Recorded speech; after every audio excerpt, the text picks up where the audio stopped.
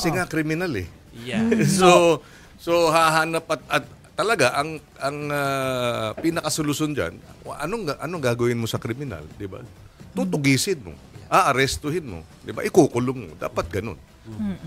Dahil habang hindi mo kinukulong, gagawa ng kriminalidad 'yan.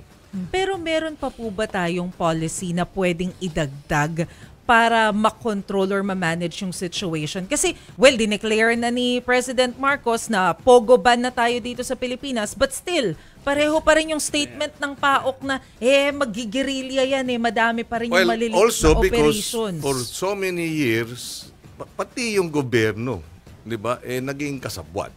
So may mga ano yan, kumaga sa DPA, sa PNP, 'di ba, na hanggang ngayon sabwat pa rin. Ano ba ang ng gambling syndicate, ng prostitution syndicate, 'di ba, puro protection. O di hangga't hindi yan talaga tutugisin ng husto, yung mga remnants na yan, magigirilyan. Kaya dapat bottom line dyan, law enforcement. So itong mga involved dito, gaya ng sinabi ni Secretary John Vic Remulla, kailangan mahuli yan. Kung hindi, lalakas ang loob niyan at sasabihin, kita nyo, kaya naming paikutan itong gobyernong to. So dapat talaga yung mga involved dito masampulan at hulihin.